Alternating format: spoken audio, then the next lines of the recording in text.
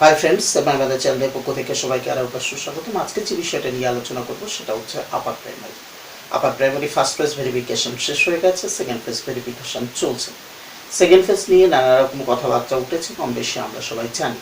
এবার প্রশ্ন হচ্ছে যে থার্ড ফেজ হবে কিনা। থার্ড ফেজ অবশ্যই হবে, এবং সেটা ভোটের আগে হবে কিনা সেটা নিয়ে কিন্তু একটা প্রশ্ন চিহ্ন রয়ে গেছে। এবং তার সঙ্গে সঙ্গে বলে রাখি যে ভোটের ডিক্লারেশন কিন্তু আর এক সপ্তাহের ভেতরে দিয়ে দেবে অবশ্যই, অলরেডি সব ঠিকঠাক হয়ে গেছে।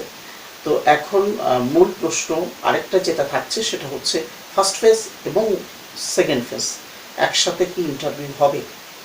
অবশ্যই ফার্স্ট ফেজ হয়ে গেছে, ভেরিফিকেশন সেকেন্ড ফেজ চলছে, সেক্ষেত্রে কিন্তু দুটোর ইন্টারভিউ একসাথে হবে। কিন্তু প্রশ্ন চিহ্ন হচ্ছে কি এর ভেতরে কি থার্ড ফেজ বের হবে। থার্ড ফেজ বের হবে ঠিকই, কিন্তু এখনো পর্যন্ত কোনো নির্দিষ্ট টাইম কিন্তু বলা হয়নি। কিন্তু থার্ড ফেজ অবশ্যই আপার প্রাইমারিতে বের হবে, এটা নিয়ে চিন্তার কোনো কারণ নেই। থার্ড ফেজ অবশ্যই বের হচ্ছে, কিন্তু কারা ডাক পাবেন বা পাবেন না সেটা নিয়ে কিন্তু এবার বলা খুব মুশকিল। এবং বিশেষ করে কম বেশি আপনারাও জানেন, আমি কাট অফ সম্পর্কে এবং সমস্ত কিছু দিয়ে আপনাদেরকে বলেছিলাম, কিন্তু একটা কথা সেখানে খাটেনি।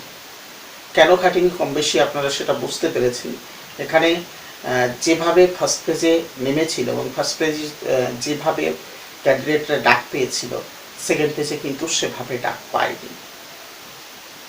কেন পায়নি আর কেন হাই হাই কাট আপ থাকার পরেও অনেক ক্যান্ডিডেট ডাক পেলেন না, সে বিষয়ে কিন্তু আপনাদের সম্পূর্ণ তথ্য আছে এবং আপনারা সবাই জানেনও।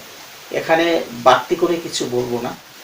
যে দীর্ঘ 6 বছর নিয়োগ প্রক্রিয়া থমকে যাওয়ার পরে আজকে যে সিচুয়েশনে দাঁড়িয়ে লাখ লাখ ছেলে মেয়ে যে হতাশার মধ্য দিয়ে রয়েছে, সেখানে দাঁড়িয়ে কিন্তু শুধুমাত্র দীর্ঘ নিঃশ্বাস ছাড়া আর কিছু করার নেই। থার্ড ফেজ অবশ্যই হবে, অপেক্ষা করুন। যদি এখন আর যোগ্যতার কথা কিছু বলবো না, কারণ যোগ্যতার এখন 10 পয়সাও দাম নেই। এখন আপনার ভাগ্য যদি ভালো থাকে নিশ্চয়ই আপনি থার্ড ফেজে ডাক পাবেন। এখানে কিন্তু আর আমি যোগ্যতার কথা বলবো না, হাই কাট আপ থাকলেও আমি বলবো না যে আপনি ডাক পাবেন, এইটুকু বলতে পারি।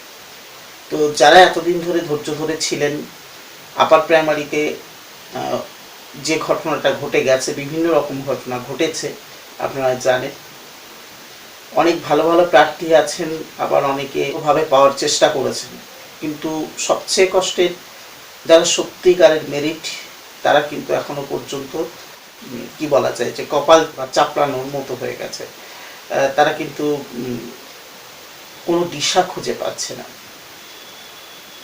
তো যাই হোক, আপার প্রাইমারি নিয়ে ছিল এইটুকু আপডেট। আবার নতুন কোনো আপডেট নিয়ে, নতুন কোনো কথা নিয়ে নিশ্চয়ই দেখা হবে। ততক্ষণে সবাই সুস্থ থাকুন, ভালো থাকুন, বেস্ট অফ লাক।